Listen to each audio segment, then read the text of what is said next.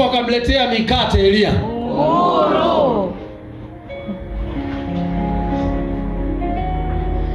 Mimi nataka nikwambie, usipoona neema, usipofunulia hii neema na huo utajiri ulioko ndani yake, huwezi kuimagine kwamba eti kunguru.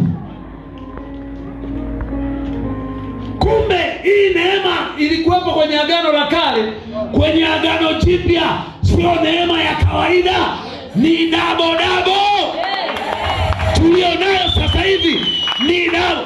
Huyu ni mtu wa agano la kale. Imagine, sio kwamba ana mapungufu, lakini analetewa mikate na watakatifu wa Mungu. Imagine mimi usiponiletea sadaka kunguru.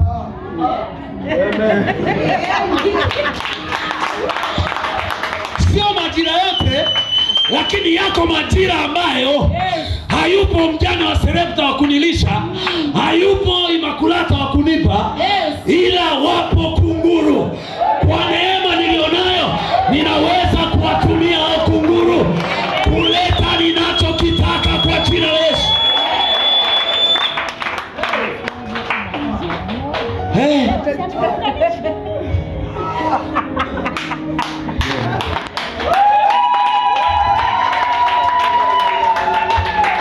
Muulize jirani yako, kunguru alitoa wapi mikate shosti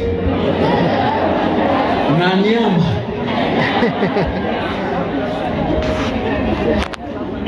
Jamani, Wakristo ni wabishi, mimi nawachukia sana. Wakristo anaweza akaamini kitu cha gizani 100%, lakini cha nuruni, yani kama kuna chuma ulete huwa wanaamini kabisa. Kuna chuma ulete, yani mtumishi niombe na hizi chuma ulete, amepita kwenye duka langu, amepita kwenye biashara yangu, chuma ulete. Kwa nini shida? Naona napata, yani kabisa leo niliuza 200,000, lakini nimekuta 142. Hizi zingine zimeenda wapi? Hapa pana chuma ulete. Anaamini.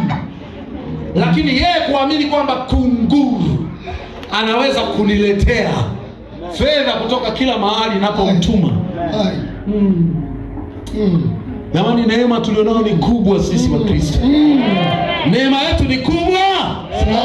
Kama wachawi wanaweza akawa na likifaa linaitwa chuma ulete likabeba pesa, hata wewe uliye Mkristo unaweza ukawa na hiyo neema. Fedha ikakufuata popote kwa jina la Yesu. Fedha inakufuata. Ni kutambua tu ile neema Mungu ameiweka. Mimi niliye mdogo kuliko yeye aliye mdogo wa watakatifu wote, na alipewa neema hii ya kuwahubiri mataifa utajiri wake Kristo. Utajiri. Sio kila mtu ana hiyo neema ya kukuhubiria, kufungulia hiyo milango. Kuna milango ni lazima ukae. Ile neema inapofunuliwa na wewe uanze kuona, kwenye ile neema kuna uponyaji wangu, kwenye ile neema kuna utajiri wangu, kwenye ile neema kuna ndoa, kwenye ile neema kuna uzima, kwenye ile neema kuna kila kitu changu. Ni wewe kuamua unachukua kipi.